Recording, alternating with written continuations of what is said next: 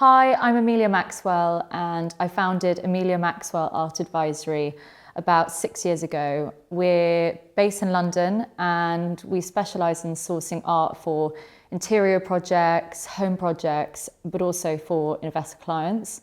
And we have a huge passion and love for getting female artists into private collections, and this can be emerging or established.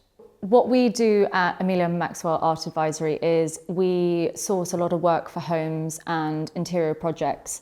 This will involve us going into people's homes, having a walkthrough, really helping a client understand the space and know what to put where. And a lot of our clients don't really know where to start or where to sort of find the pieces or what works where, and we can really sort of go back to the basics and talk them through this and help them understand actually what their style is and what artists they want to include in their collections. When it comes to collecting, I think what's really important is to know that you don't have to spend thousands of pounds on artwork in order to buy good things. The main thing is, obviously, with emerging artists, you're able to buy at the start of their career and you can access these through sort of new emerging galleries, dealers. But one of my biggest tips for collectors is works on paper. If you've got a small budget for your home, but you want to add texture and interest to a room, works on paper are usually inexpensive, but are beautiful things, and the material itself is just gorgeous to work with, and you can frame it really beautifully, and that can add so much life to a room without having to spend thousands of pounds. The thing I look for the most when I'm searching for artists to work with or to source for a client is someone who has something to say, expression, colour, but particularly an artist who really knows their style. I think that's so important when collecting, because they tend to be the artists that really build quite a career because they have a very, very particular style and they know who they are. But also it's easier to sort of understand where to place that. That's a big thing for me. But also work that has life.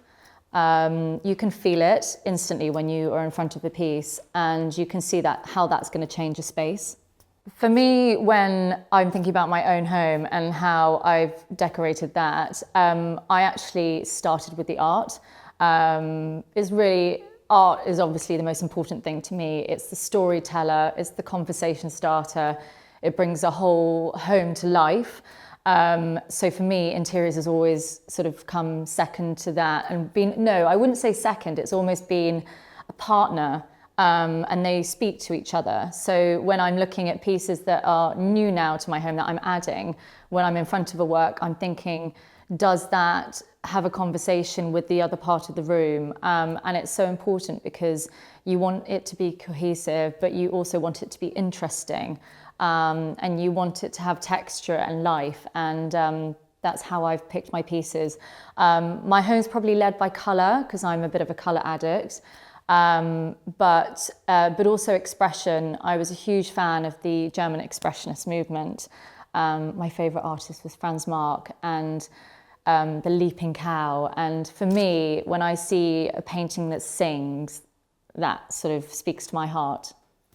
A great way to bring interest to a room and sort of refresh it with art is very much, you don't have to have a huge budget for this. You can literally use posters. A thing that I often do is I paint frames a different colour to bring a sort of pop of colour here and really inject some life into a room.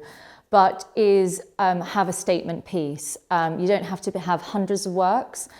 Just having one piece in the centre of a very important wall. It can be a mantelpiece, it can be a slightly longer wall, and that will really bring the whole room alive and bring a different energy to it.